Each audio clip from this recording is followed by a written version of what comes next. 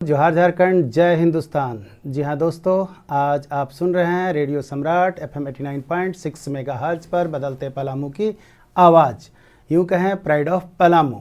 तो जी हाँ दोस्तों, आज आप सभी का, पूरे जितने भी लिसनर्स हैं, जितने भी श्रोतागण हैं, सभी को आपका heart to heart talk show में आप लोगों का स्वागत है।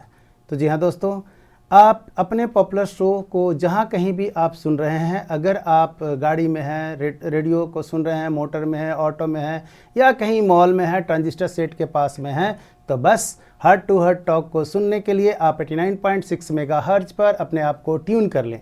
अगर आप स्मार्ट सेट, यूँ कहें कि आप मोबाइल पर सुन रहे हैं, या एप्पल का हो या जनरल सेट्स हो, आप किसी भी मोबाइल पे सुन रहे हैं, तो आप प्ले स्टोर में जाएं और अपने आप को वहां से रेडियो सम्राट टाइप करेंगे, फाइल खुलेगा, उसको आप इंस्टॉल कर लें। और इंस्टॉल करने के बाद हम लोग दिल से दिल तक अपने आप जुड़ जाएंगे। तो जी हाँ दोस्तों, आप सुन रहे हैं रेडियो सम्राट FM 89.6 मेगाहर्ट्ज पर दिल से दिल तक की बात, यूँ कहें हार्ट टू हार्ट टॉक्स में। और ये टॉक शो में स्पेशल गेस्ट हमारे बीच आते हैं, और आज का स्पेशल से स्पेशल एक खास है। दोस्तों, क्या आप जानते हैं कि हमारे सृष्टि में जो सबसे बेस्ट क्रिएशन है, उनका नाम क्या है? तो ऑफ कोर्स हमारे जो भगवान हैं, गॉड हैं, और आप अल्लाह, ईश्वर, जिस किसी नाम से जानते हैं, उनका सबसे बेस्ट क्रिएशन अगर कोई है तो वो मानव जाति है। जी हाँ दोस्तों, मानव जाति। और धरती पर मानव जाति को सेवा करने के लिए अगर हम बात करें, तो भगवान ने अपने दूत के रूप में डॉक्टर्स को भेज दिए हुए हैं। वाह! ये डॉक्टर्स, जिसको हम लोग चिकित्सक कहते हैं, ये भगवान के दूत में काम करते हैं। लेकिन अगर उससे एक स्टेज आगे हम लोग बात करें कि जहाँ डॉक्टर और डॉक्टरों का डॉक्टर अगर आपके बीच में गेस्ट के रूप में हो, तो ये बड़ी सौभाग्य की बात होगी। तो आज हमारे पास डॉक्टरों के डॉक्टर, या यूँ कहेंगे डॉक्टरों के गुरु, ये एक्स हमारे पास कहेंगे, ये प्रोफेसर पटना मेडिकल कॉलेज के हैं। और ENT मतलब आपको कहेंगे ईयर, नोज एंड थ्रोट्स, या यूँ कहें कि आपका सर से रिलेटेड जितनी भी समस्याएं होती हैं, उसके बारे में जितने भी आपकी पढ़ाई होती है, वो पढ़ाई में स्पेशली पटना मेडिकल कॉलेज जहाँ पर अपने आप में पढ़ने का एक सौभाग्य मिलता है, वहाँ के ये प्रोफेसर रहे हैं, HOD रहे हैं, साथ में रजिस्ट्रार रहे हैं, और डिफरेंट कैपेसिटीज़ में काम किए हुए हैं। जी हाँ दोस्तों, अपने बचपन से काफ़ी कुशाग्र एंड इंटेलिजेंट होते हुए बहुत अच्छे जगह से डिग्री लिए, और डिग्री लेने के बाद ये अगर ये कहते हैं ना कि आपको MBBS का डिग्री मिला, MS का डिग्री मिला, और भी डिफरेंट स्पेशलाइजेशन है जो हम इन्हीं के जुबानी जानेंगे, अगर उसमें भी कहीं गोल्ड मेडलिस्ट अगर जुट जाता है कि आप गोल्ड मेडल हैं, तो ये कहते हैं सोने में सुहागा आ जाती है। तो आज हमारे बीच स्पेशल गेस्ट हैं डॉक्टर SK जायसवाल सर। आपको तहे दिल से रेडियो सम्राट और पूरे पलामूवासी स्वागत करते हैं सर। जी हाँ सर, अभी हम लोग ये जानेंगे सर के जुबानी ही कि सर अपना परिचय किस तरह से पलामूवासी को देते हैं, फिर हम लोग अपना बातचीत का सिलसिला जारी करेंगे। तो सर, आपको पलामूवासी स्वागत कर रहे हैं, और अपने जुबान से ही सारे लोग को बताएं कि आप सर कैसे अपना पढ़ाई लिखाई किए। लेकिन उसके पहले सर, आपका रेडियो सम्राट स्वागत करता है। रेडियो सम्राट के बारे में आप क्या कहना चाहते हैं? बहुत बहुत धन्यवाद। मैं रेडियो सम्राट को धन्यवाद देना चाहता हूं कि शॉर्ट नोटिस पर मुझे उन्होंने बुलाया, और मैं अपना सौभाग्य समझता हूं कि मैं अपने इस डाल्टनगंज में आकर के कुछ आप लोगों के सामने कहने का मौका मिला, जिसकी पूरे हकदार रेडियो सम्राट के सब लोग हैं। मैं अपने बारे में यही कहूँगा कि मैंने अपनी ग्रेजुएशन की पढ़ाई BN कॉलेज आरा से की। उसके बाद मैंने MBBS दरभंगा मेडिकल कॉलेज से किया, PG की पढ़ाई वहाँ से की, और उसके बाद मैंने DLO वगैरह की पढ़ाई मैंने पटना मेडिकल कॉलेज से की। और जो पहले हम लोग के समय होता था कि नौकरी ज्वाइन कर, मेडिकल में एडमिशन करने के पहले एक बॉन्ड भरना पड़ता था कि मैं स्वेच्छा से 3 वर्षों तक छोटा नागपुर एरिया में अपना कार्य करूँगा। तो वो बॉन्ड मैंने भी भरा था। उसके चलते मैंने अपनी सबसे पहली पोस्टिंग 1977 में, क्योंकि मैं 67 बैच का MBBS हूँ, 77 में मैंने करवाई पलामू जिला में। मैं लैसलीगंज में पोस्टेड था, और डाल्टनगंज में भी मैंने शाम को कार्य करता था। और मैं यहाँ से 1977 से 1982 तक मैंने डाल्टनगंज में रह करके, लैसलीगंज में रह करके लोगों की सेवा की है। इसके बाद मुझे टीचिंग में जाना था, तो फिर मैं RSO होकर के 82 में पटना मेडिकल कॉलेज हॉस्पिटल में गया। फिर 84 में मैं वहाँ रजिस्ट्रार हुआ। फिर मुझे WHO का फेलोशिप मिला तो मैं USA निकल गया। वहाँ से फेलोशिप करके लौट के आया तो मुझे असिस्टेंट प्रोफेसर का पोस्ट मिला मुजफ्फरपुर मेडिकल कॉलेज में। फिर वहाँ पे मैं एसोसिएट प्रोफेसर हुआ। फिर वहाँ से मैं दरभंगा मेडिकल कॉलेज में गया एसोसिएट प्रोफेसर हेड होकर के। वापस फिर मैं नालंदा मेडिकल कॉलेज में आया प्रोफेसर हेड होकर के। और पुनः जहाँ से मैंने अपनी टीचिंग की करियर की शुरुआत की थी वहाँ पे मैं पुनः 2009 में प्रोफेसर हेड होकर के पटना मेडिकल कॉलेज में आया और 2015 के बाद मैं रिटायर कर गया हूँ और यहाँ आने का मौका मिला। चूँकि मैं पहले भी पलामू की सेवा कर चुका हूँ 1977 से 82 तक, इसलिए मेरा सौभाग्य है कि रेडियो सम्राट ने मुझे मौका दिया कि मैं आप लोग के सामने समक्ष आ सका हूँ। जी हाँ सर, ये आपसे बात करने का आपका परिचय सुनने के बाद ये समझ में तो आ गया कि सर आप लोकल और ग्लोबल दोनों हैं। जी हाँ। तो लोकल और ग्लोबल इसलिए कहेंगे कि सर आपने पढ़ाई करने के बाद में आपने पहला सेवा पलामू को दिया। जी हाँ। तो बड़ा ये गर्व की बात हो रही है कि आज आप पलामू में लोगों से रूबरू हो रहे हैं। एक मिनट में और जरा से एक बात हाँ जी सर, जी सर।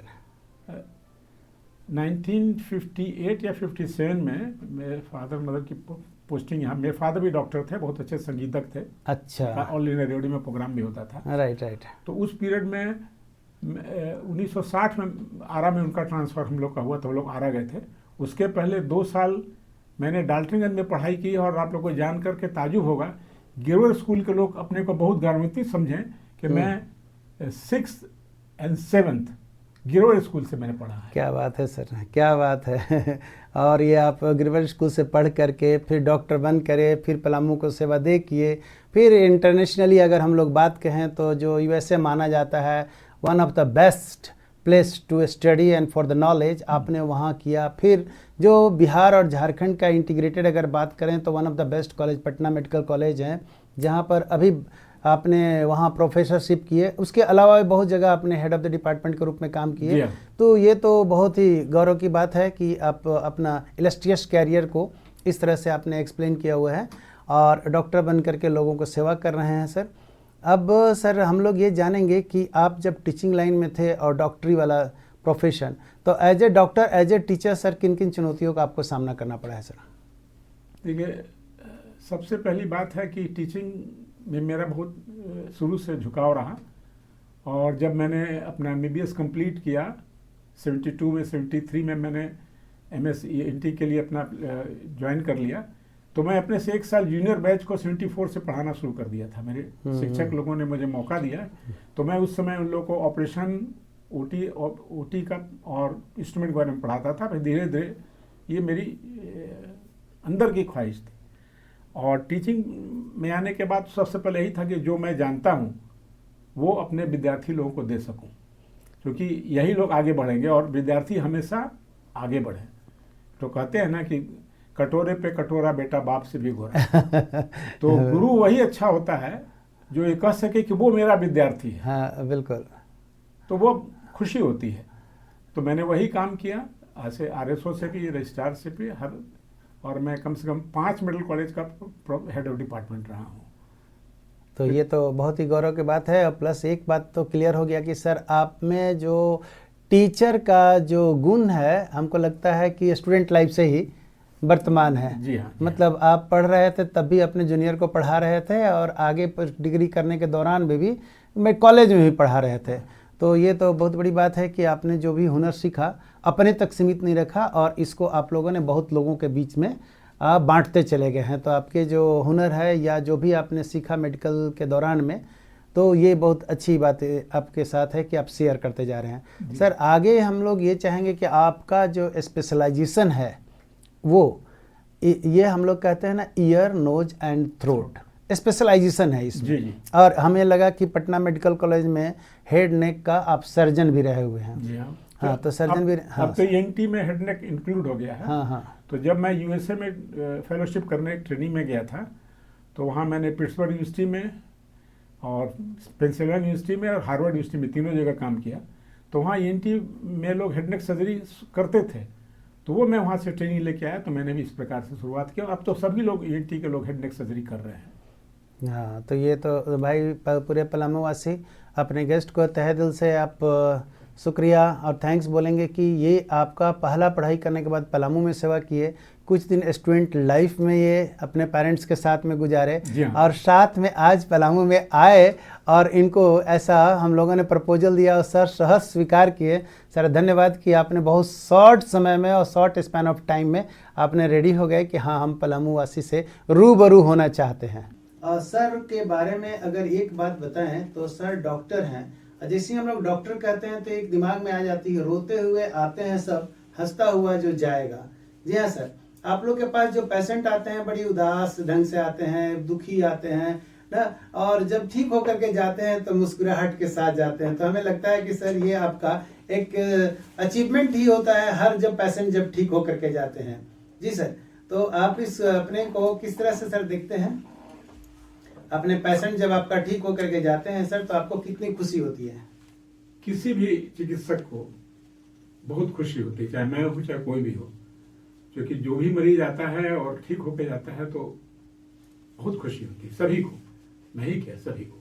सर आपसे अब एक सीधा हम लोग मेडिकली से रिलेटेड मैं आपसे क्वेश्चन ये पूछना चाहेंगे सर। जरूर जरूर। क्योंकि जब बच्चा जन्म लेता है ना सर जी, तो बहुत कुछ जानकारी लोगों को नहीं हो पाती है कि ये बच्चा नॉर्मल है कि एबनॉर्मल है। जी, वो सुन सकता है या देख सकता है या और कुछ फील कर सकता है कि जो उसको सेंसेस सर, इंद्रियां जिसको हम लोग बोलते हैं, जी, जी, वो प्रॉपर है कि नहीं है। तो सर वो आप लोग कैसे जज करते हैं? थोड़ा सा लोगों को प्रकाश डालें और किस बात को विशेष ध्यान देना चाहिए जब बच्चा एकदम पैदा लेता है उसमें? देखिए मैं ENT का हूँ, इसलिए पहले मैं बच्चे की जो प्रॉब्लम होती है, बच्चे जो गूंगे बहरे होते हैं, राइट, डेफ होते हैं, राइट, तो उसकी डेफ की पहचान, बहरेपन की पहचान तो डे 1 पे हो जानी चाहिए। हाँ, वो एक इंस्ट्रूमेंट है, उसको हम लोग OAE कहते हैं, Right. Auto acoustic emission. ये नॉन इन्वेसिव इंस्ट्रूमेंट है, इसमें कुछ नहीं करना है। बच्चा पैदा हुआ, ये प्रोटोकॉल है यूएस वगैरह में, यूके डेवलप्ड कंट्री में प्रोटोकॉल है कि गायनी वार्ड में एक ENT स्पेशलिस्ट रहते हैं या कोई ऑडियोलॉजिस्ट रहते हैं। जैसे ही बच्चा पैदा हुआ नेक्स्ट डे उनको कान में एक मशीन होती है, कान में लगा करके केवल उसका रिकॉर्डिंग लेना होता है। वो टिक मारेगा, ये ग्रीन टिक मारेगा माने बच्चे का कान ठीक है, सुनाई पड़ रहा है, हियरिंग ठीक है। हाँ, और रेड क्रॉस होगा तब ना हियरिंग ठीक नहीं। तो डे 1 में ही पता चल जाता है कि बच्चे का हियरिंग क्या है। ये फैसिलिटी, ये सुविधा भारतवर्ष में भी होनी चाहिए, क्योंकि भारतवर्ष अभी डेवलपिंग कंट्री है। अच्छा, नहीं हो पा रहा है, लेकिन एक प्रोटोकॉल बनना चाहिए जिससे कि जो भी बच्चे जन्म लें उनकी पहचान, कोई हियरिंग में है या कमी है, वो OAE मशीन के द्वारा बिना किसी दिक्कत के हो जाती है। इसी संदर्भ में अगर एक बात मैं कहूँ, बिल्कुल बिल्कुल बिल्कुल सर, जैसे आपने सुना होगा, आप सब लोग जानते हैं कि महाभारत में अभिमन्यु जो है माँ के गर्भ में था और जो है अर्जुन उसको अपनी सुभद्रा पत्नी को चक्रव्यूह के बारे में बता रहे थे बिल्कुल सर। और उसके बाद 7वें ग्रह को, द्वार को तोड़ने के समय में सुभद्रा जी को नींद आ गई थी तो वो नहीं सुन पाई थी, तो अभिमन्यु 7वां द्वार कैसे तोड़ा जाता है नहीं समझ पाए।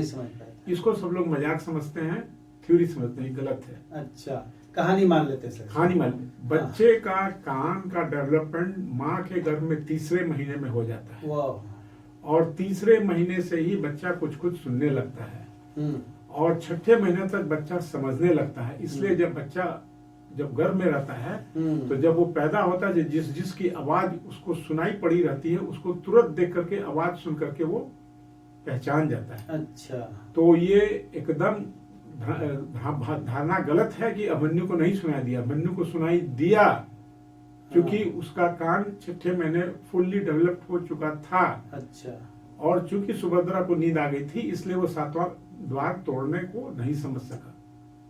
अच्छा। बच्चे 3 महीने के बाद से ही गर्भ में सुनने समझने लगते हैं। अच्छा। ठीक है, उनको समझने के लिए आवाज पहचानना, आवाज की क्वालिटी, आवाज का टिम्बर, आवाज का सब पहचान जो भी है, इसीलिए बच्चा तुरंत अपनी माँ की आवाज को पहचान जाता है, पिता की आवाज को पहचान जाता है, या उस गर्भावस्था में जो उनके माँ के नजदीक में रहे उनकी आवाज बच्चा बहुत अच्छे से पहचानता है।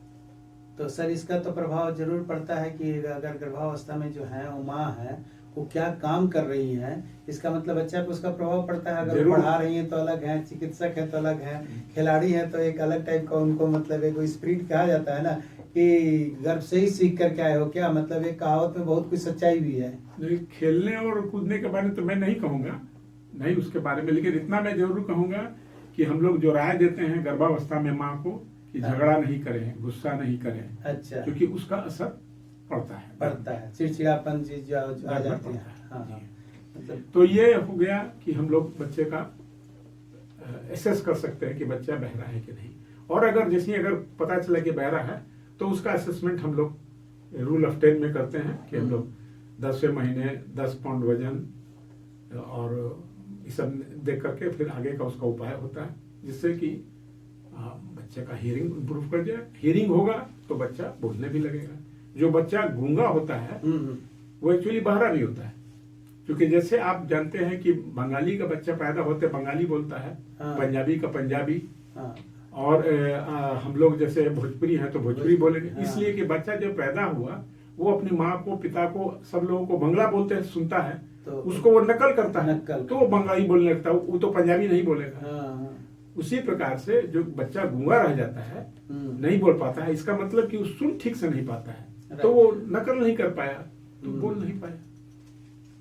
तो सर ये जो बताएं हमको जी, जो जनरली जब बच्चा जन्म लेता है तो जो आपका थ्रोट से, नोज से और ईयर से जी, जो प्रीमा फेसी जो होता है ना, जो प्रथम दृष्टिया लगता है कि ये सब चीज नॉर्मल होना चाहिए जी। और सर बच्चा जन्म लेता है तो एक चीज हम लोगों ने सुना है कि जब बच्चा जन्म लेता है उसमें बच्चा रोता है तो लोग खुश होते हैं, जी, बाद में जब रोता है तो लोग दुख होते हैं, लेकिन वो फर्स्ट रुलाई जो होता है वो खुशी देता है। विवेकानंद जी तो नहीं रोए थे शुरू में। अच्छे, तो सर एक्सेप्शन भी होता है। हाँ। असल में रोने की बात क्या आता है कि बच्चा जो गर्भ में रहता है हाँ। तो उसको सारा ऑक्सीजनेशन, सारा मेटाबॉलिज्म जो है माँ के ब्लड के द्वारा होता है। तो जब बच्चा गर्भ से बाहर आता है तो उसका फेफड़ा तो सुकड़ा रहता है, फेफड़े में जो सब चीज भरी रहती है, तो फिर जब तक बच्चा सांस नहीं लेगा तो फिर बच्चा का ऑक्सीजन कैसे होगा। इसके लिए हम लोग बच्चे को उल्टा लटका करके पीठ में ठोकते हैं कि जो भी सेक्रीशन वगैरह है मुंह नाक में वो निकल जाए। राइट। और बच्चा एक दफा जोर से रोएगा तो जोर से रोने पर वो उसका लंग्स फैलेगा और उसके बाद स्टार्टिंग जो होगा स्टैटिक हो जाएगा, वो स्टिमुलेशन होगा रेस्पिरेटरी सेंटर का ब्रेन में और लंग्स काम करने लगेगा। बच्चा नहीं रोता है तो लगता है कि जब बच्चा नहीं रोया तब लंग्स तो फैलेगा नहीं, लंग्स फैलेगा नहीं तो फिर बच्चा सर्वाइव कैसे करेगा। सर्वाइव कैसे करेगा, मतलब स्टार्टिंग डिवाइस किक मारने वाली बात है वो। जी बहुत सही सर। तो ये बच्चा का जो, अच्छा सर ये जो बताएं हमको थोड़ा सा जो आपके बारे में हम जान रहे हैं सर, आप तो एक मतलब लोकल से लेकर ग्लोबल से लेकर वोकल, आप मतलब आप बेस्ट क्लास के एक डॉक्टर रहे और अपने आप को साबित किए, बड़े बड़े यूनिवर्सिटी में पढ़े और पढ़ाए। लेकिन सर उसके साथ जैसा कि आपसे बातचीत के दौरान में हमको एहसास हुआ कि आप संगीत प्रेमी हैं। तो संगीत प्रेमी की बात क्या है कि मेरे पिताजी डॉक्टर थे, नहीं रहे, वो बहुत बड़े संगीतज्ञ थे, उनका ऑल इंडिया रेडियो से प्रोग्राम भी आता था। अच्छा। तो और आरा में एक बड़ी मठिया है, शिव जी की मंदिर है महादेवा में, तो वो हर सैटरडे को वहाँ पे कुछ लोग संगीतज्ञ लोग बैठते थे और वहाँ पे गायन होता था। तो मेरे को भी ले जाकर साथ में बैठाते थे, मैं उनका सुनता था, लेकिन उन्होंने मुझे कभी सीखने नहीं दिया। अच्छा। रेगुलरली जैसे होता है सीखना, हाँ। कहते थे अगर तुम इसमें घुसोगे तो फिर तुम डॉक्टर नहीं बन पाओ। अच्छा, तो एक सैक्रिफाइस कराया गया सर। पहले डॉक्टर बन जाओ, उसका तुमको जो मन में ऐसा करो। राइट। तो मैं उन्हीं की डायरी वगैरह से कुछ उनका सुन के जानता हूँ। ऐसे मैं कोई बहुत नहीं हूँ, लेकिन हाँ थोड़ा बहुत गा लेता हूँ। लेकिन ये तो कहा जाता है ना कि सर कि भगवान का जो आशीर्वाद मिला ना, दूत के रूप में तो डॉक्टर उन्होंने बना लिया, और आशीर्वाद के रूप में लगता है कि म्यूजिक एंड डांस, जिसको हम लोग म्यूजिक करते हैं, जो कि भगवान का हमको लगता है सबसे बड़ा वरदान आदमी के लिए मिला हुआ, ह्यूमन बीइंग्स के लिए मिला हुआ, मानव जाति के लिए मिला हुआ है कि जब कभी टेंशन होता है या अपने आप को खुश महसूस करता है, टेंशन को हटाना है और खुशी को बांटना है, खुशी को देना है सोसाइटी को, तो उस समय म्यूजिक और डांस वाली प्रक्रिया चालू हो जाती है। तो हमको लगता है जिस तरह से सर दिल धड़कता है ना, उसी तरह से भगवान ने भी म्यूजिक को बना करके ह्यूमन बीइंग के लिए रख दिया है। और एक तरह से यूं कहें कि आजकल म्यूजिकल थेरेपी भी होता है सर। तो आप डॉक्टर भी हैं और म्यूजिशियन भी, म्यूजिक भी जानते हैं, गाते भी हैं सर। तो हम आपको चाहेंगे कि सर आपकी जुबान में ही जो भी आप सब जानते हैं वो हम चाहेंगे कि सर आप गुनगुनाएं और श्रोता लोग इसका आनंद उठाएं सर। देखिए ये मेरे पिताजी की देन है। चलिए सर, वही उन्हीं को समर्पित रहेगा सर। और 2-3 भजन है जो कि क्लासिकल कहीं नहीं आएगा, लाइट क्लासिकल में आएगा। उसी को मैं अगर आपके सामने 2-3 लाइन गुनगुना दूं तो आप। हाँ सर, ये सुनेंगे हम लोग। जी हाँ दोस्तों, अभी आप सुन रहे हैं रेडियो सम्राट FM 89.6 मेगाहर्ट्ज पर बदलते पलामू की आवाज़। और आज हमारे बीच स्पेशल एंड खास गेस्ट हैं डॉक्टर SK जायसवाल ना, जो पटना के head of the department ENT में रह चुके हैं, हेड नेक सर्जन भी हैं। और ये USA से लेकर के, पलामू से लेकर के USA तक से लेकर के और बिहार के जितने भी 5-6 मेडिकल कॉलेजेस सब जगह हेड ऑफ द डिपार्टमेंट के रूप में कैपेसिटी पे काम कर चुके हैं। तो ये बड़ी सौभाग्य की बात है कि आज हम लोगों के बीच में है और रूबरू हो रहे हैं। बहुत सारी बात करेंगे, लेकिन ये चिकित्सा के बाद ये अपने आप को म्यूजिक के फील्ड में भी अपने आप को अच्छा खासा पकड़ रखते हैं, इसलिए हम उन्हीं की जुबानी अभी सुनेंगे। मैं कोशिश करता हूँ, क्योंकि मैं संगीतज्ञ तो नहीं हूँ, कुछ इधर उधर होगा तो आप लोग माफ करेंगे।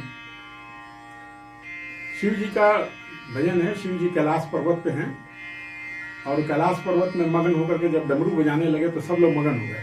उसी के बारे में 2-4 लाइन है, जगह मैं कोशिश करूंगा कि आप तक मेरी भावना पहुंच सके और आप लोग भी आनंदित हो।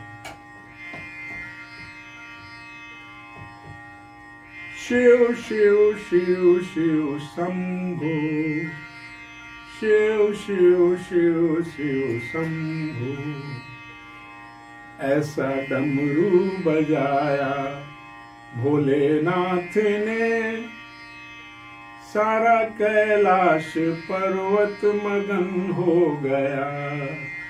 ऐसा डमरू बजाया भोलेनाथ ने, सारा कैलाश पर्वत मगन हो गया। सारा कैलाश पर्वत मगन हो गया। सारा कैलाश पर्वत मगन हो गया। ऐसा डमरू बजाया भोलेनाथ ने, सारा कैलाश पर्वत मगन हो गया। डमरू को सुनकर राम जी आए, डमरू को सुनकर राम जी आए। राम जी आए संग सीता जी आए। डमरू को सुनकर राम जी आए। राम जी आए संग सीता जी आए। वहाँ लक्ष्मण का मन भी मगन हो गया। सारा कैलाश पर्वत मगन हो गया। ऐसा डमरू बजाया भोलेनाथ ने। डमरू को सुनकर कान्हा जी आए। डमरू को सुनकर कान्हा जी आए। कान्हा जी आए संग राधा जी आए। डमरू को सुनकर कान्हा जी आए। कान्हा जी आए संग राधा जी आए। वहाँ सखियों का मन भी मगन हो गया। सारा कैलाश पर्वत मगन हो गया। ऐसा डमरू बजाया भोलेनाथ ने। अंतिम में करता हूँ एक पद से। डमरू को सुनकर गणपत चले हैं। डमरू को सुनकर गणपत चले हैं। गणपत चले हैं संग कार्तिक चले हैं। डमरू को सुनकर गणपत चले हैं। गणपत चले हैं संग कार्तिक चले हैं। माँ अम्बे का मन भी मगन हो गया। सारा कैलाश पर्वत मगन हो गया। ऐसा डमरू बजाया भोलेनाथ ने। सारा कैलाश पर्वत मगन हो गया। सारा कैलाश पर्वत मगन हो गया। सारा कैलाश पर्वत मगन हो गया। ऐसा डमरू बजाया भोलेनाथ ने। सारा कैलाश पर्वत मगन हो गया। वाह सर, बहुत ही खूब, बहुत ही खूब सर। ये सबसे बड़ी बात ये है कि आपके साथ दोनों चिकित्सा पद्धति, एक भगवान का जो वरदान है म्यूजिक, वो भी पत्ती आपको मिला हुआ है, एंड दूसरा तो आप मेडिसिन चलाते ही चलाते हैं।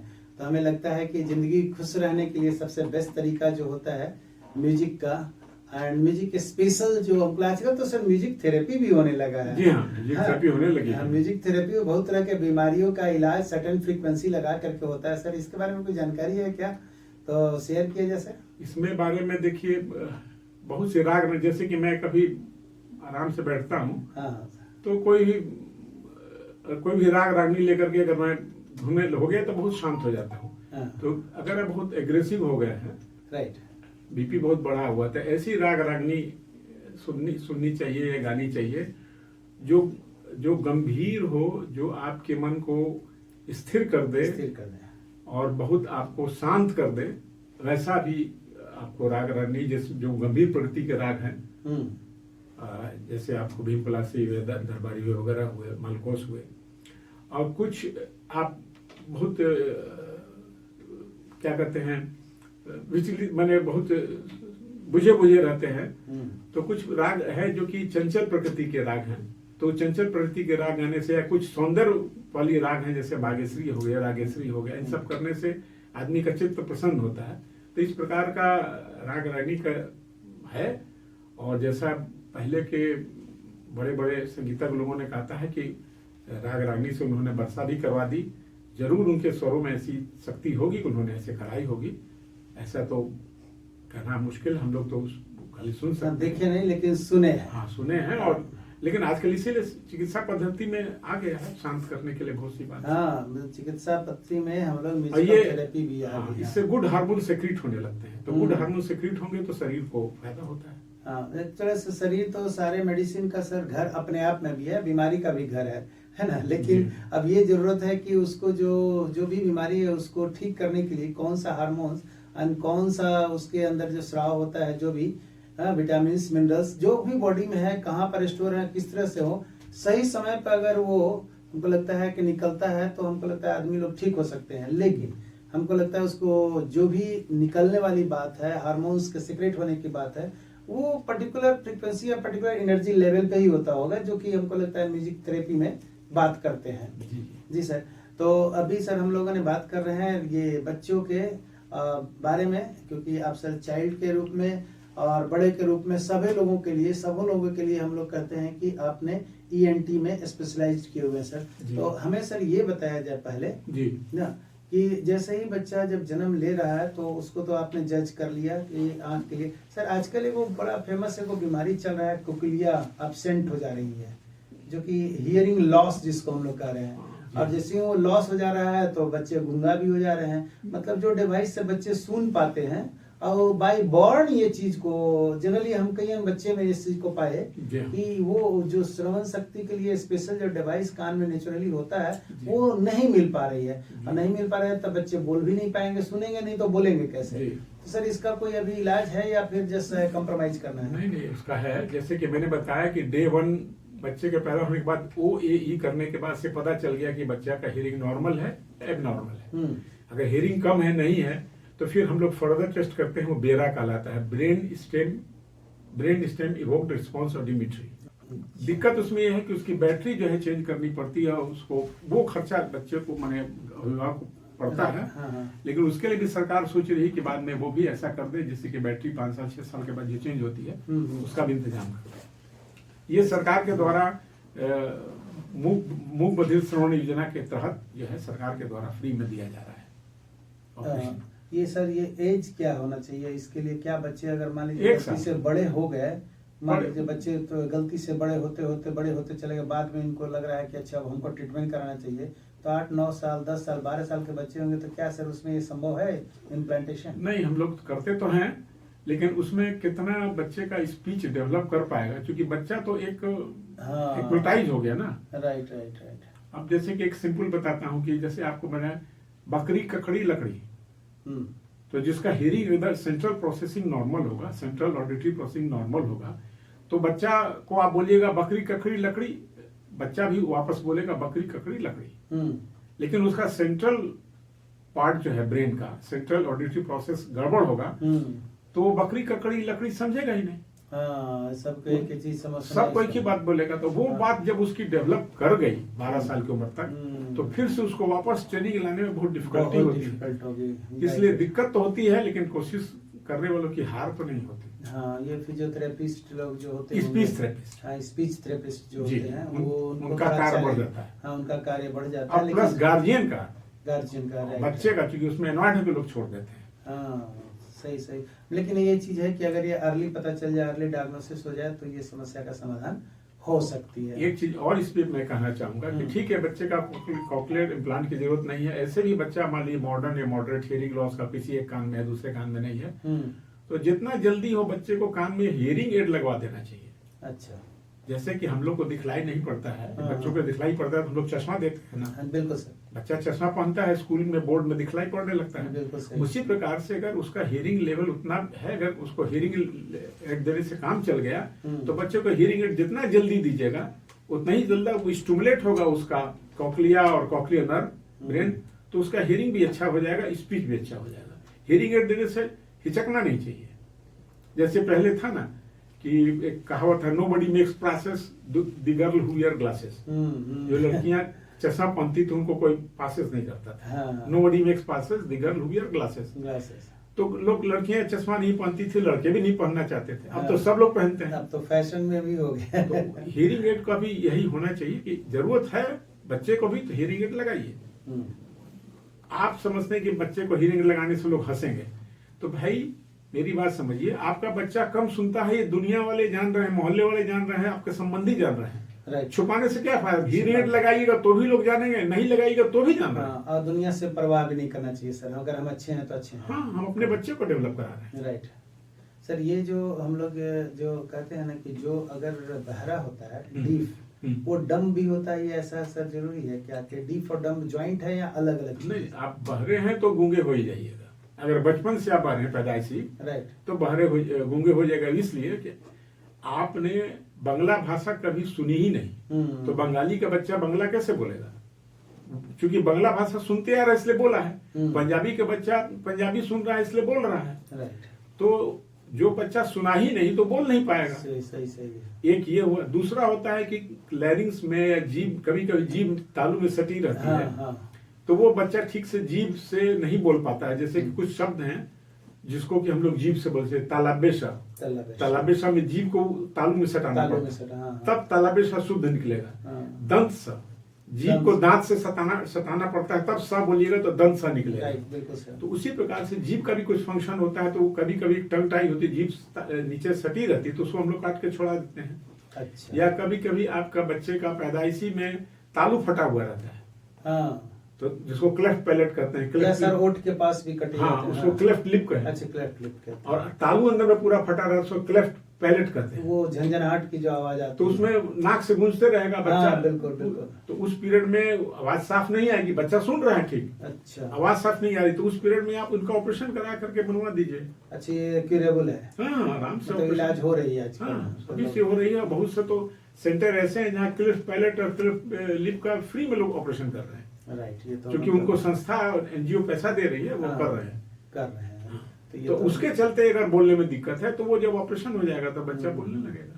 अच्छा सर, ऐसा कई बार हुआ है कि जिसका कान तो ठीक है, हियरिंग उसका ठीक हो रहा है, लेकिन उसकी आवाज गला से या जीभ से, तो ये जनरल प्रॉब्लम कौन सा होता है? जैसे तलवा वाला तो बताया, जीभ वाला बताया, हाँ। गला में भी ऐसा कुछ है क्या कि कोई हाँ। भी चीज ऐसा लफड़ा हो जाती है कि गला से आवाज ही नहीं निकल रही है? जैसे हम लोग यहाँ पे कंठ कहते हैं, हाँ। लैरिंग्स हुआ, यहाँ पे वोकल कॉर्ड होते हैं। वोकल कॉर्ड होती है। तो वोकल कॉर्ड बीच में आके वाइब्रेट करते हैं, तो नीचे से प्रेशर आवाज होती है, और उसको फिर हम लोग नेज़ोफेरिंक्स, ओरल सबके द्वारा मोल्ड करके उसको हम लोग शब्दों में चेंज करते हैं। राइट। तो अगर लैरिंग्स में कोई प्रॉब्लम है, जो कभी कभी रेयर केस में बच्चों का किसी वोकल कॉर्ड का पैरालिसिस हो जाता है, एक वोकल कॉर्ड काम नहीं कर रहा है, या लैरिंजल वीकनेस हो गया, राइट, लैरिंगोमलेशिया हो गया, हाँ। कुछ ऐसी बीमारियां हैं जिसमें लैरिंग्स का फंक्शन हैम्पर हो जाता है, तो उस कंडीशन में लैरिंग्स से तो आपको वॉइस क्रिएट ही नहीं हो रही है, राइट, तो बोल नहीं पाएगा। तो उस पीरियड में उसके अनुसार, जैसे बच्चों को लैरिंगोमलेशिया में बहुत चांसेस है कि विटामिन डी और विटामिन कैल्शियम की कमी रहती है, तो उसको देने पे ठीक हो जाता है। लेकिन बहुत सी चीज हम लोग को सर्जरी करनी पड़ती है या इम्प्रूव करना पड़ता है, तो वो काम करने पे फिर बच्चा का लैरिंग्स काम करने लगेगा नॉर्मल, तो फिर बच्चा भी बोलने लगेगा नॉर्मल। हाँ, स्पीच थेरेपी की जरूरत पड़ती है।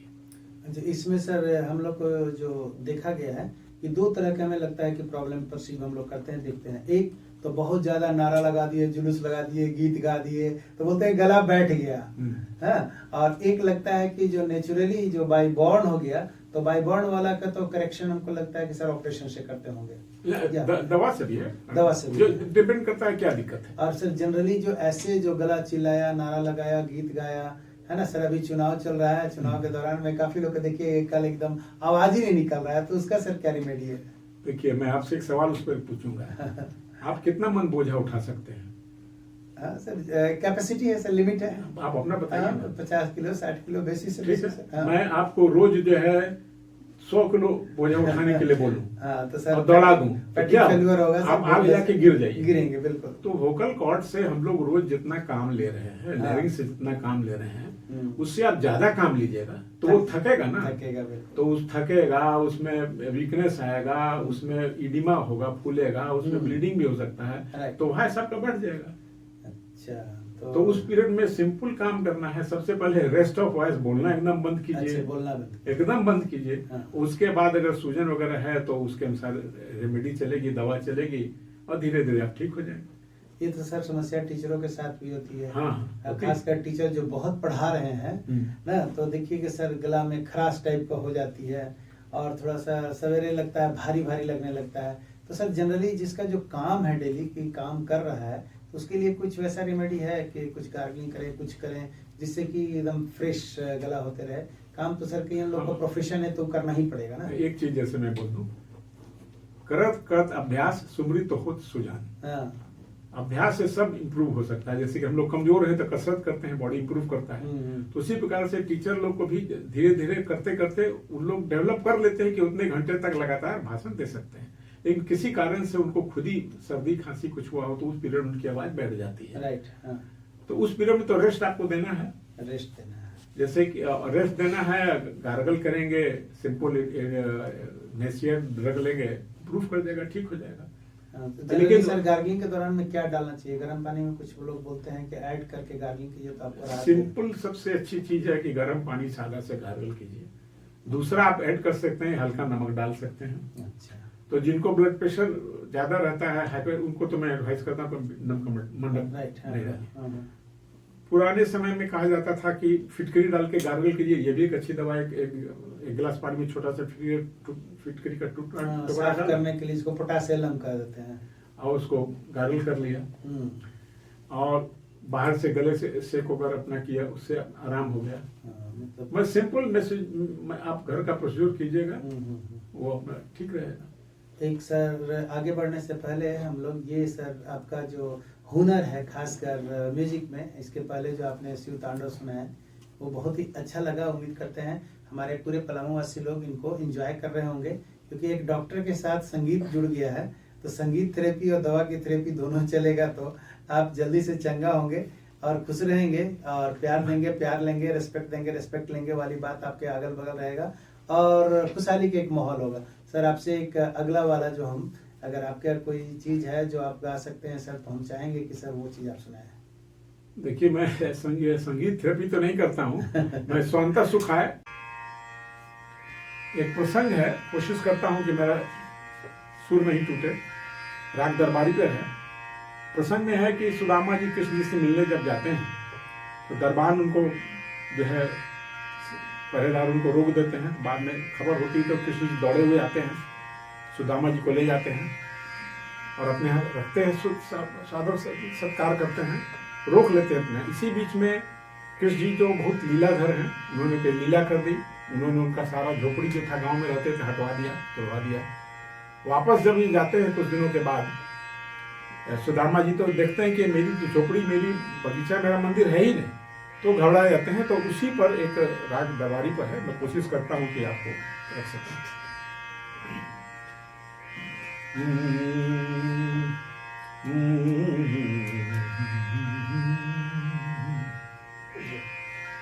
मंदिर देख डरे सुदामा,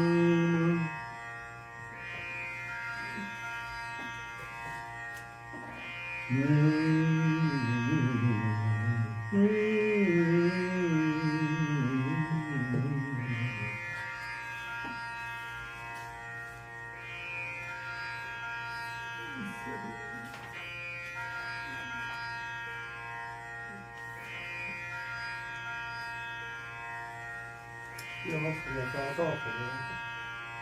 काम खत्म कर दिया।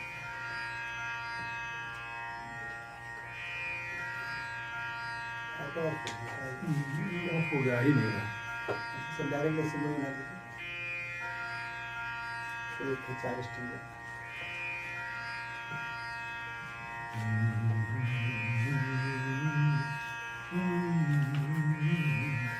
ये रहता तो आसान हो जाता। फिर बनाए ना सर, इसमें पता नहीं पावर कहाँ से।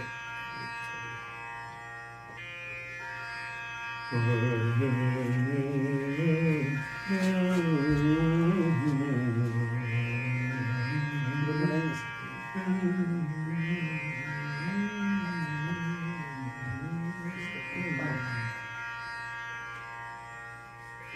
इस पे नहीं आ रहा है।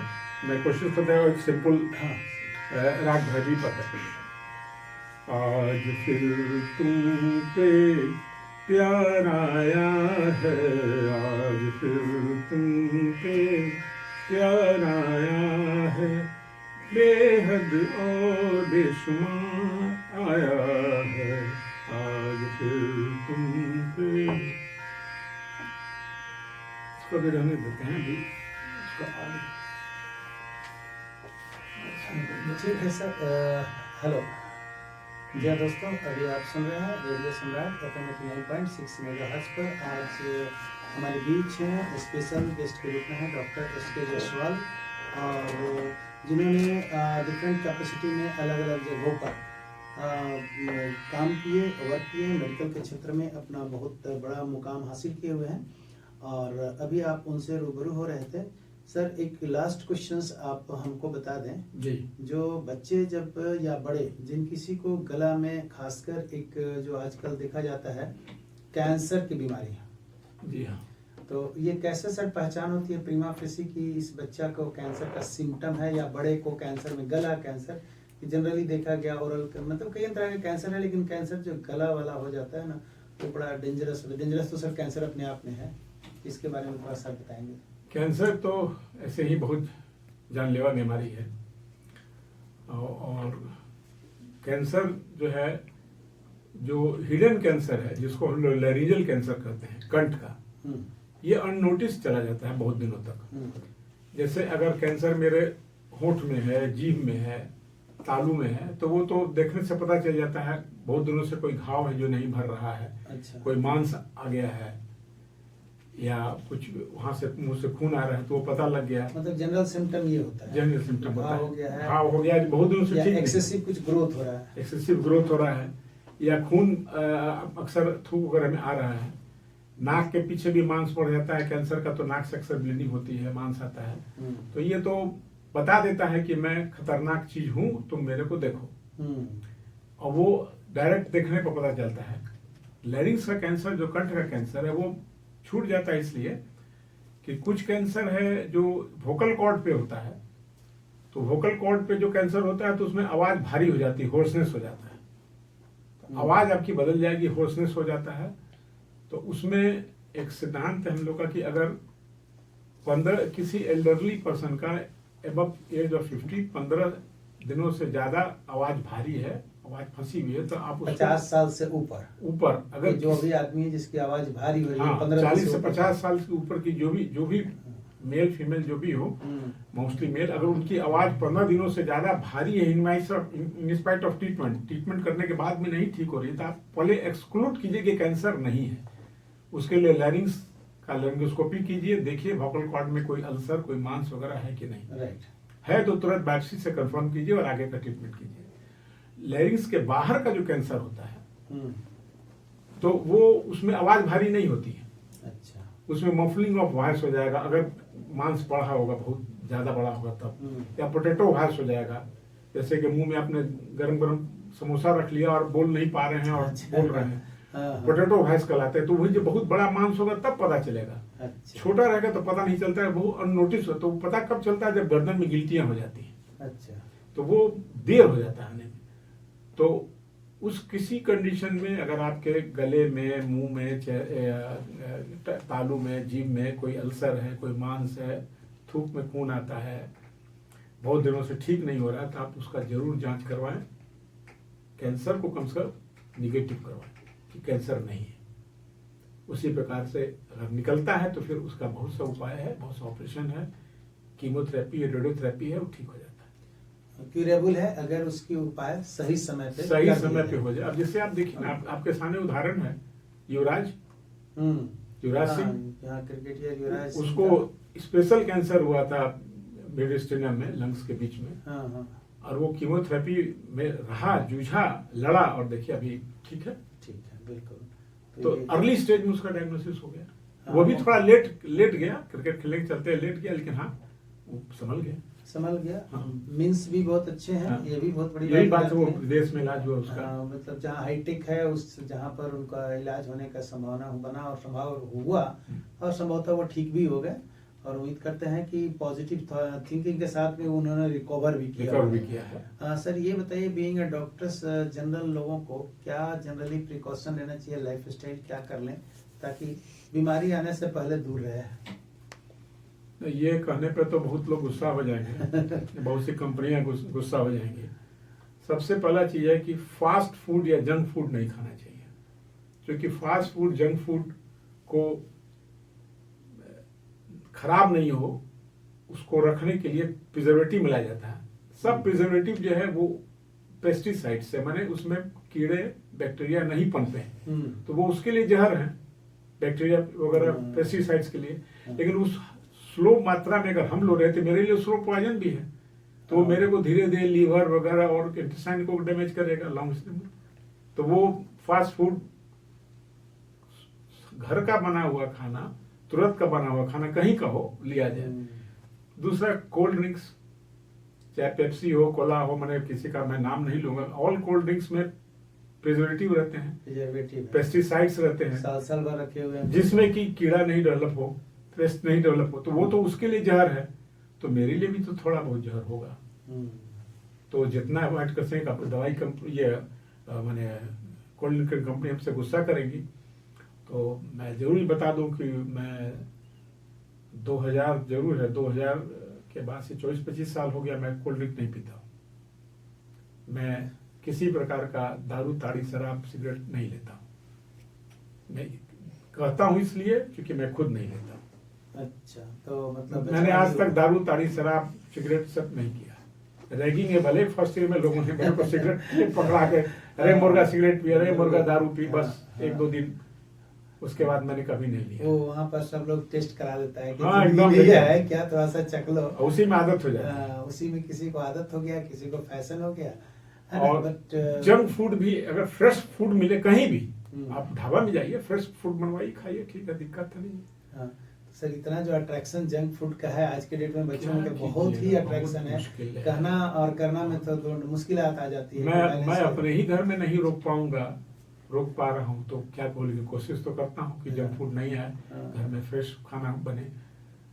फ्रेश कहीं भी हो, आपकी होटल में जाइए, फ्रेश खाना बना, ठीक है, कोई दिक्कत नहीं है। प्रिजर्वेटिव जो है और हानिकारक है ना, मिलाया हुआ जो हानिकारक केमिकल्स है वो हमको लगता है एक्सेसिव, जो कहते हैं ना ग्रोथ ऑफ द सेल्स, जिसको म्यूटेशन हम लोग कहते हैं, या किसी तरह से चेंज होकर के जो रिएक्शन है, केमिकल आ रहा है, कोई भी रिएक्शन करके नया कोई प्रोडक्ट बना सकता है, कुछ भी हो सकता है। तो ये वाला चीज। अच्छा सर ये बताइए हमको थोड़ा सा, इस पे हम बच्चा का भी देख रहे हैं, ईएनटी भी देख रहे हैं, तो आजकल जो ब्रेन बूस्टर के रूप में सर ये लिया जा रहा है, दूध में मिला करके, क्या भाई कम्प्लान होता है, हॉर्लिक्स होते हैं, ये सर मतलब कितना कारगर है बच्चे को ग्रोथ के लिए कम्प्लान पिलाएं, मतलब आजकल प्रचार टीवी में जबरदस्त चल रही है। देखिए ये तो डाइटिशियन लोग ज्यादा बताएंगे, लेकिन मैंने नहीं देखा कि ऐसा कुछ होता है।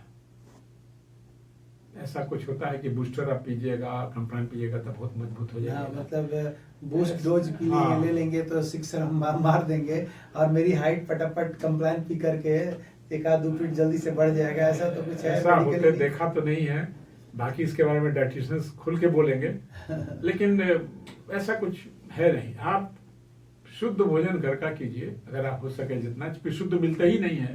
अब क्या कहें, बहुत तकलीफ लगता है कहने में कि सब्जी वाले सब्जी को रंग करके बेचते हैं, वहाँ भी केमिकल्स हैं। हाँ, रंग दिया, परवल को हरा में रंग दिया, हरे रंग में रंग दिया, भिंडी को रंग दिया। वो लोग समझते हैं कि मैं अपना सब्जी तो अच्छा खा रहा हूँ, दूसरे को भले खिलाऊं, उसी से दूध वाले वो इंजेक्शन दे करके दूध निकालते हैं, सब नहीं लेकिन मोस्टली। तो वहां पे अर्ली प्यूबर्टी आ जा रही है। दूध वाला समझता मैं तो अपने लिए अच्छा दूध ले रहा हूँ, लेकिन दूसरे को खराब बच्चों में आजकल हार्मोनल चेंज जो बहुत ज्यादा दिख रहा है, खासकर अगर मीट मुर्गा खा रहे हैं तो वहाँ भी सर इंजेक्शन वाला, पोल्ट्री फार्म वाला सब चीजें हैं, वहाँ पे भी इंजेक्शन। और दूध पी रहे हैं तो वहाँ भी ये चीज आ रही है। और ये सर ये जो डेयरी मिल्क जो सब जो चॉकलेट बनाते हैं, जो खाने में बहुत टेस्टी लगता है, जनरली सब लोग खा भी लेते हैं, और उसमें फ्लेवर मिलाते हैं, पता नहीं क्या क्या होता है। बीच में तो कैडबरीज का आया था, बाद में बोले कि नहीं ऐसा नहीं है, ठीक है। सर जाते जाते आप पूरे पलामू वासी को क्या संदेश देना चाहते हैं? सबसे पहले तो मैं आपका धन्यवाद करूंगा कि आपने मुझे ये अवसर दिया कि मैं पलामू डाल्टनगंज में आकर के और पलामू वासियों से बातचीत कर सका। सब कुछ करें लेकिन हर चीज एक लिमिट में करें, हर चीज का एक कर लें जिससे कि हर चीज लिमिट में रहे। शरीर हम लोग का भगवान ने कुछ ऐसा बना के रखा है कि खुद ही अपने को वो रिपेयर करता है। जैसे हम लोग आजकल इंटरमिटेंट फास्टिंग की बात चल रही है कि फास्टिंग जो है वो लगातार आप 5 दिन कर लीजिएगा तो हर जगह इंटरमिटेंट फास्टिंग कीजिएगा, मतलब तोड़ के सर, तोड़ करके 1 दिन किए, 2 दिन के गैप दिए, फिर 1 आध दिन हो गया। नहीं, इंटरमिटेंट फास्टिंग होगा ना, जैसे कि आपने सवेरे उठ के खाया और फिर कुछ नहीं खाए, शाम को खाए, बीच में कुछ फल ले लिया, तो उस प्रकार उससे क्या होता है कि आपके शरीर में फैट का एब्जॉर्प्शन होने लगता है। खराब चीज जो है बॉडी उसको खत्म खुद करती है, खराब सेल्स को भी खत्म करती है। तो वो भी ये भी नहीं, महीना में 1 दफा कर लिया। तो इसलिए जो फास्टिंग जो हम लोग के यहाँ बना था, अब ठीक है बहुत सी महिलाएं 7 दिन 5 दिन फास्टिंग करती, तो वो भी खतरनाक, वो ठीक है, वो भी गलत है बिल्कुल। तो वो एक चीज हुआ कि उससे फास्टिंग से आपको शरीर को आराम मिला। फिर हम लोग के यहाँ जैसे नियम बना हुआ है, शनिवार को खिचड़ी खाइए। क्यों बना है?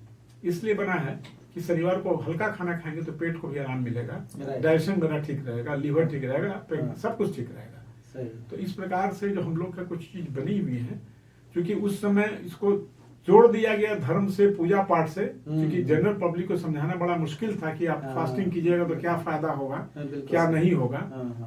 तो उसको जोड़ दिया गया जिससे कि इसी आस्था के चलते लोग करें और लोग स्वस्थ रहें। तो सबसे बड़ी बात यह है कि धर्म का मतलब यह है कि खुशी रहें, खुश रहें और खुश रखें लोगों को।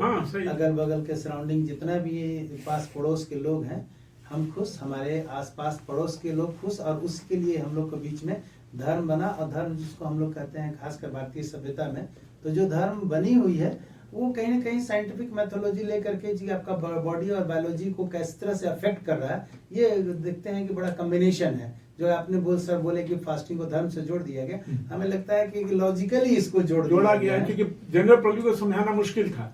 कि तुम शनिवार को भूजा क्यों खाओगे, बिल्कुल, शनिवार को खिचड़ी क्यों करोगे भाई, पेट हल्का रहेगा, डाइजेशन ठीक रहेगा, आप स्वस्थ रहेंगे। तो जी हाँ दोस्तों, अभी आप सुन रहे थे हमारे विशेष मेहमान डॉक्टर एस के जायसवाल। और मैं जाते जाते फिर याद दिलाऊंगा, बच्चा जब आपके घर में कोई भी आए तो उसके आंख का जो है जांच किसी जरूर होना चाहिए, हियरिंग टेस्ट होना चाहिए। सरकार से मेरा अनुरोध है कि OAE को कंपलसरी कर दे, मैंडेटरी कर दे कि जब भी बच्चा डिलीवरी हो उसका OAE जांच हो जाए, आंख की रोशनी की जांच हो जाए। और वैसे जो अल्ट्रासाउंड होता है तो अल्ट्रासाउंड में तो बहुत पता चल जाती है, लेकिन हियरिंग नहीं पता चलेगा। अच्छा। और रोशनी आंखें नहीं पता चलेगी, तो वो हो। और अगर आपके बच्चे को हियरिंग में प्रॉब्लम कोई है तो उसका जल्द से जल्द किसी ENT डॉक्टर से मिल करके उसका निदान करवाएं, उसका उपचार करवाएं, जिससे कि बच्चा आपका नॉर्मल हियरिंग हो जाए और अच्छे तरीके से बोलने लगे, वो किसी प्रकार को उसको कोई परेशानी नहीं हो। और अगर कॉकलियर की गड़बड़ी है तो कॉकलियर इम्प्लांट सरकार के द्वारा मुफ्त में, भारत सरकार के द्वारा, बिहार सरकार के द्वारा, झारखंड में भी शायद लागू है, सब मुफ्त में अप्लाई होता है, उसको स्पेशलाइज्ड इंस्टीट्यूशन में हो रहा है, वो काम करा ले। अर्ली डायग्नोसिस, अर्ली ट्रीटमेंट, तब हमको लगता है कि अर्ली आप क्योर हो जाइएगा और स्वस्थ रहिएगा। तो डॉक्टर साहब आप आए और बहुत सारी गंभीर जानकारी दिए और लोगों को हम उम्मीद करते हैं बहुत फायदा हुए होंगे। तो पूरे रेडियो सम्राट और पूरे पलामू की ओर से आपको सर धन्यवाद आने के लिए। मैं भी बहुत बहुत धन्यवाद आप सभी का, और सभी पलामू वासियों को मेरा नमस्कार। क्योंकि मेरा बचपन भी यहाँ 2 साल गुजरा है।